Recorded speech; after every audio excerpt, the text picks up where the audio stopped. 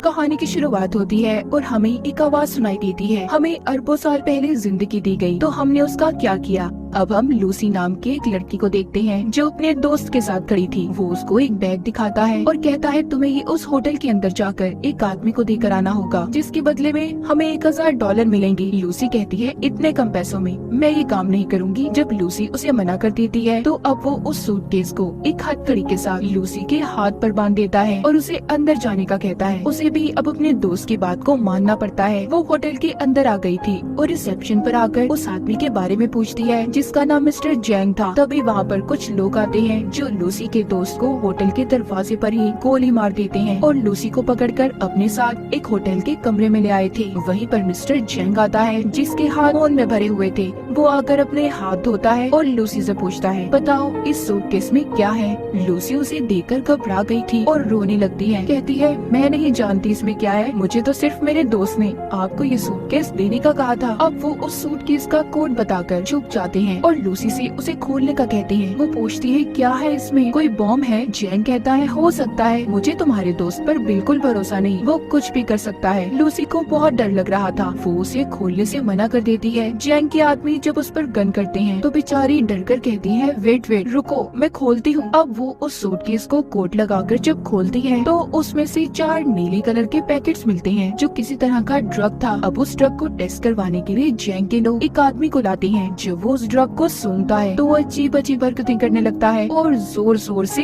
हंस रहा था। जैंग को उस आदमी की बात बिल्कुल पसंद नहीं आती। वो लूसी के सामने ही उसे गोली से मार देता है। अब जैंग लूसी से कहता है मैं तुम्हें एक जॉब नौकरी देना चाहता हूँ। लूसी कहती है नहीं मैं कोई जॉब नहीं करना चाहती, मुझे बस यहाँ से जाने दो। तभी जैंग का एक आदमी लूसी को जोरदार मुक्का मारता है जिससे वो बेहोश हो गई थी। इसके बाद हम एक प्रोफेसर को देखते हैं जो अपने लेक्चर में सभी सुनने वाले लोगों को बता रहे थे कि जमीन पर रहने वाला हर जानवर अपने दिमाग का 3% हिस्सा ही इस्तेमाल कर पाता है, मगर इंसान इन चीजों में सबसे आगे है जो अपने दिमाग का 10% हिस्सा इस्तेमाल करता है। मगर डॉल्फिन मछली इंसानों से भी आगे है, वो अपने दिमाग का 20% हिस्सा इस्तेमाल करती है, यानी कि वो इंसानों से ज्यादा ज़हीन है। पर प्रोफेसर कहती है अगर कोई इंसान अपने दिमाग का 20% इस्तेमाल कर ले तो पूरी तरह से वो अपने जिस्म पर काबू पा सकता है, और अगर इंसान का दिमाग 40% तक काम करना शुरू कर दे तो वो सामने वाले इंसान को भी कंट्रोल में कर सकता है। वहीं पर ऑडियंस में बैठा एक लड़का पूछता है सर अगर कोई इंसान अपने दिमाग का 100% इस्तेमाल कर ले तो क्या होगा। प्रोफेसर कहते हैं इस बारे में तो मैं खुद भी नहीं जानता कि तब क्या होगा। उधर जब लूसी को होश आता है तो उसके पेट पर पट्टियां बंधी हुई थी और उसे दर्द हो रहा था। उसे लगता है शायद इन लोगों ने उसके जिस्म का कोई हिस्सा निकाल लिया है। जब वो बाहर जाने लगती है तो उधर कुछ लोग आते हैं जो उसे पकड़कर अपने साथ ले गए थे। वो उसे जैंग के सामने ले आते हैं। लूसी वहाँ पर उनसे पूछती है कि तुमने मेरे साथ क्या किया है, बताओ मुझे। तभी वहाँ पर एक डॉक्टर कहता है फिक्र नहीं करो, हमने तुम्हारे साथ ऐसा कुछ नहीं किया, बस तुम्हारे पेट को काट कर उसमें ड्रग्स के पैकेट को रख दिया है। अब वहाँ पर 3 और आदमियों को भी लाया जाता है जिनके पेट में इसी ड्रग को रखा गया था। दरअसल इन चारों को ये ड्रग अलग अलग जगह पर डिलीवर करना था और अगर इनमें से किसी ने भी चालाकी करने की कोशिश की तो इनकी फैमिलीज को मार दिया जाएगा। जैंग के आदमी इन लोगों के मुंह पर कपड़ा डालकर इन्हें ले जाते हैं। इसके बाद लूसी खुद को एक बंद कमरे में पाती है जहाँ पर वो आदमी था जिसके लिए लूसी उस ड्रग को लेकर आई थी, मगर वो उसके साथ बदतमीजी करने की कोशिश करता है। जब वो उसे मना करती है तो वो आदमी अब लूसी को मारने लगा था। वो उसे नीचे गिराकर उसके पेट में जोर जोर से टांगे मारता है, जिस वजह से लूसी के पेट में जो पैकेट था वो फट जाता है और ड्रग उसके खून में शामिल हो गया था। उस ड्रग के खून में शामिल होने की वजह से लूसी के जिस्म में अजीब होने लगा था। वो तड़पने लगती है और उसका जिस्म हवा में उड़ रहा था।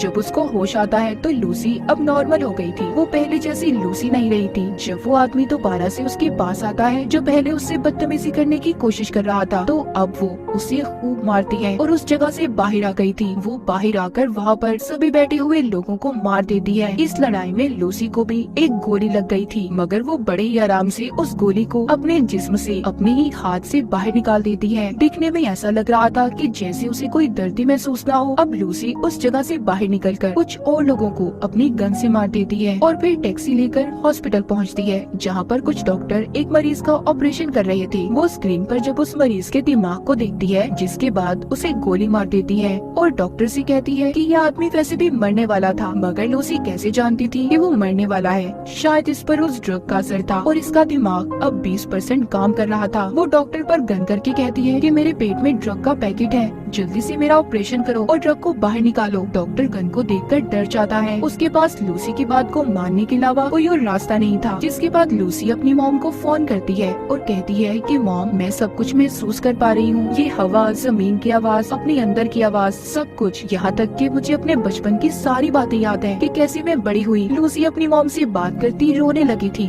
और उनका शुक्रिया करती है कि उन्होंने उसे इतना प्यार दिया। डॉक्टर अब उसका ऑपरेशन करते हैं। उन्होंने एक पैकेट को उसके पेट से बाहर निकाल लिया था कि इतना सारा CPH4 ड्रग, वो भी इतनी मिकदार में। डॉक्टर ये सोचकर हैरान और परेशान थे कि लूसी के जिस्म में अगर ये ड्रग शामिल हो गया है तो वो अब तक कैसे जिंदा है। लूसी डॉक्टर से कहती है कि मैं ज्यादा देर जिंदा नहीं रह सकती। वो अब ठीक होकर जैंग के पास वापस जाती है और उसके सभी आदमियों को एक एक करके मार देती है। फिर उसके बाद वो जैंग के पास जाकर उसके दोनों हाथों में चाकू को मारकर उससे पूछती है कि मुझे बताओ बाकी के आदमी कहाँ पर हैं जिनके पेट में तुमने ड्रग को रखा था। मगर जैंग जब उसको कोई जवाब नहीं देता तो वो अब उसके दिमाग को पढ़ने लगती है, जिससे लूसी को उन आदमियों के लोकेशन के बारे में पता चल गया था जहाँ पर उन्हें भेजा गया था। दरअसल लूसी का दिमाग उस ड्रग की वजह से हद से ज्यादा काम कर रहा था। वो यहाँ तक ये भी देख सकती थी कि कैसे दरख्त जमीन से उगते हैं और कैसे अपनी खुराक लेते हैं। अब लूसी अपनी एक दोस्त के घर जाती है, जहाँ पर वो उसका लैपटॉप इस्तेमाल करके उस प्रोफेसर के बारे में पता करती है जो हमने कहानी के शुरू में देखा था, जो दिमाग के ऊपर लेक्चर दे रहे थे, जिनका नाम सैमुअल था, जो पिछले 20 सालों से इंसानी दिमाग के ऊपर रिसर्च कर रहे थे। वो उनके बारे में सब पता करके उन्हें कॉल करती है। लूसी उन्हें बताती है कि मैंने आपकी वेबसाइट पर 7000 पेजेस को पढ़ लिया है, मैंने पूरी रिसर्च पढ़ी है जो मुझे जुबानी याद है। लेकिन प्रोफेसर सैमुअल को उसकी बातों पर जरा भी यकीन नहीं था। तभी अगले ही पल लूसी प्रोफेसर सैमुअल की टीवी स्क्रीन पर होती है, क्योंकि उसने अपने दिमाग का 28% इस्तेमाल कर लिया था। वो अब सभी इलेक्ट्रॉनिक्स चीजों को कंट्रोल में कर सकती थी। लूसी उन्हें बताती है, आपने अपनी रिसर्च में जो कुछ भी लिखा है सब कुछ सही है, मेरे दिमाग में बहुत सी बातें हैं, मैं इनका क्या करूं, मैं बहुत कुछ जानती हूं। तो प्रोफेसर सैमुअल कहते हैं, फिर तो तुम्हें ये सब बाकी लोगों को भी बताना चाहिए। लूसी अब प्रोफेसर सैमुअल से मिलना चाहती थी। सबसे पहले वो बेस बदलकर एयरपोर्ट पर जाती है, जहाँ पर उसे वो आदमी मिलते हैं जिनके पेट में जैंग ने ड्रग्स को रखवाया था। वो इस बारे में पुलिस को बता देती है और साथ ही उनके स्क्रीन पर उनकी तस्वीरों को भी भेज दिया था। पुलिस जिसके बाद अपना काम शुरू करती है और उन लोगों को पकड़ लेती है। लूसी ने अब अपने दिमाग का 40% इस्तेमाल कर लिया था। उसके जिसमें जो सेल्स थी वो टूटने लगते हैं और उसकी चीजें जल रही थी। वो सबसे छुपकर खुद को वॉशरूम में बंद कर लेती है और जल्दी से ड्रग के पैकेट को निकाल कर लेने लगी थी, जिसको खाते ही वो बेहोश हो जाती है। जब उसको होश आता है तो वो खुद को हॉस्पिटल में पाती है। वो अपने दिमाग का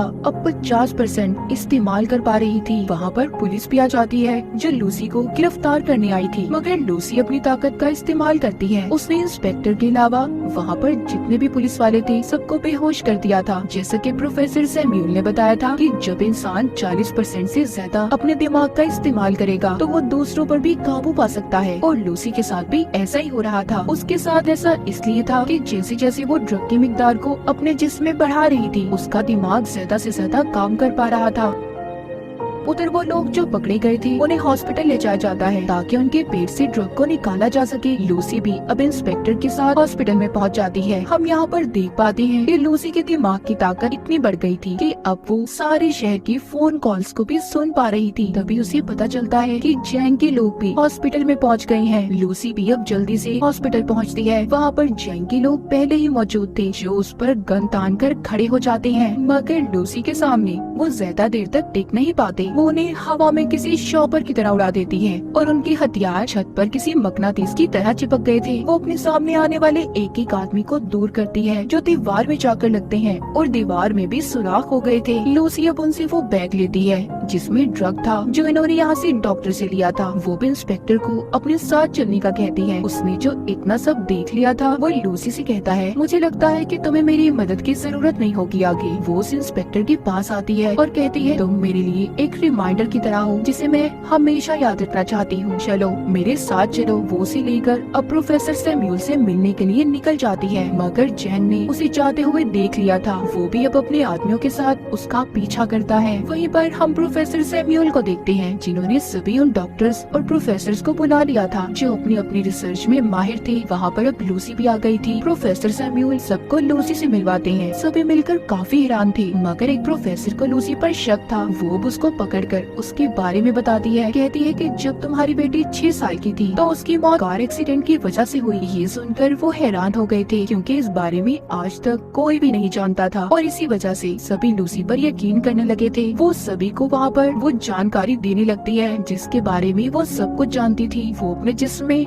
म्यूटेंट्स को भी बदलने लगती है। कभी उसका हाथ किसी चुड़ैल की तरह खतरनाक तो कभी एक हाथ को वो 2 हाथों में बदल रही थी। ये देखकर सभी हैरान थे। लूसी कहती है कि हमें हमेशा सिखाया गया है 1+1 2 होते हैं, दरअसल नंबर होते ही नहीं है। ये नंबर्स तो इंसान ने खुद को समझाने के लिए बनाए हैं ताकि उन्हें चीजें आसानी से समझ आ जाए। प्रोफेसर सैमुअल कहते हैं कि अगर दुनिया मैथमेटिक्स रियाजी पर नहीं चलती तो फिर कैसे चलती है। लूसी उन्हें समझाती है कि एक गाड़ी है जो बहुत तेज चल रही है और चलते चलते वो इतनी तेजी से चलने लगी कि दिखना ही बंद हो जाए। वो नजर तो नहीं आएगी पर चल रही होगी। असल में सिर्फ एक वक्त ही जरूरी है। टाइम, वक्त के बगैर हमारा कोई वजूद नहीं। तभी वहाँ पर जैंग और उसके लोग आ जाते हैं। उन्होंने बिल्डिंग को चारों तरफ से घेर लिया था। इंस्पेक्टर लूसी से कहता है, हम ज्यादा देर तक उनको नहीं रोक पाएंगे। लूसी अब अपने जिस्म में MPH4 ड्रग की ड्रिप्स को लगवा लेती है जो कि हॉस्पिटल से लेकर आई थी। वो प्रोफेसर को कहती है कि मैं एक कंप्यूटर बनाऊंगी और अपनी सारी जानकारी उसमें महफूज कर दूंगी। फिर जिसके बाद आप उसे एक पेन ड्राइव में स्टोर कर लेना जो आगे की जिंदगी में इंसानों की भलाई के लिए काम आ सकता है। प्रोफेसर जानते थे कि इतने ज्यादा ड्रग्स की डोज लेने के बाद लूसी बच नहीं पाएगी। लूसी भी इस बात को जानती थी, मगर अब वो खुद को सेक्रीफाइस कुर्बान करने के लिए तैयार थी। वो अपने दिमाग के 70% हिस्से को इस्तेमाल करती है,